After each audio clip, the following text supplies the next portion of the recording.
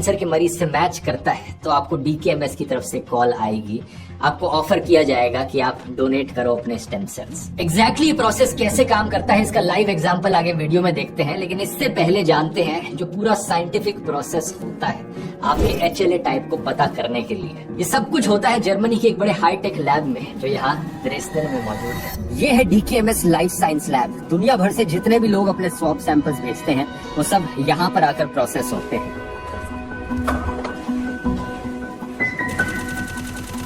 पिछले वीडियो में जब मैंने आप लोगों से रिक्वेस्ट करी थी, आप में से करीब 30,000 लोगों ने अपने स्वैब सैंपल्स भेजे थे। वो सारे सैंपल्स लैब में सबसे पहले यहाँ पर आते हैं। सबसे पहली स्टेप भी बड़ी इंटरेस्टिंग है। ये एक स्लाइजर मशीन का इस्तेमाल करते हैं आपकी इन चिट्ठियों को खोलने के लिए। ये मशीन सिर्फ इन एनवेलप्स को खोलने का काम करती है। अभी आगे आप देखेंगे कि ये पूरा प्रोसेस कितना ऑटोमेटेड है। ऐसी मशीन्स का इस्तेमाल किया जा रहा है जिनका नाम आपने कभी नहीं सुना होगा। लेकिन दूसरी स्टेप जो होती है उसमें मैनुअल वर्क करना पड़ता है। इस स्टेप में सबसे ज्यादा कंसंट्रेशन की जरूरत होती है क्योंकि ये सबसे इंपॉर्टेंट स्टेप है। यहाँ पर सैंपल को एनवेलप से निकालकर एक प्लेट में लगाया जा रहा है। एक प्लेट जिसमें 96 जगहें हैं लगाने की, और इसे कंप्यूटर में भी इसी स्टेप पर रजिस्टर किया जा रहा है। अगर आप कंप्यूटर स्क्रीन को देखोगे तो वहाँ पर एग्जैक्टली दिखेगा कि इस प्लेट में कौन से स्पॉट पर सैंपल लगाया गया है, कौन से वाला। ये काम अभी के लिए इंसानों के द्वारा किया जा रहा है और बहुत कंसंट्रेशन के साथ करने की जरूरत है क्योंकि अगर गलत डाल दिया तो सैंपल्स मिक्सअप हो सकते हैं। फिर तीसरी स्टेप आती है डीएनए एक्सट्रैक्शन।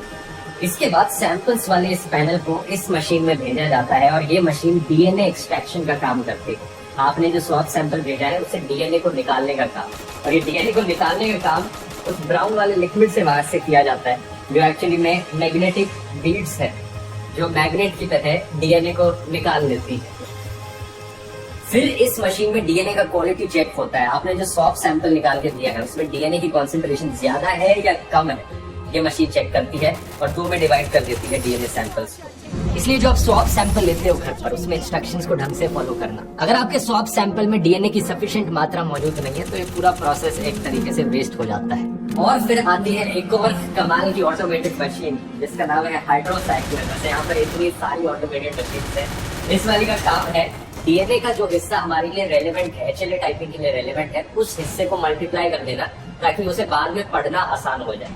ये एक मशीन एक सही टेम्परेचर पर एंजाइम्स के साथ डीएनए को मल्टीप्लाई करती है, डीएनए को उस हिस्से को।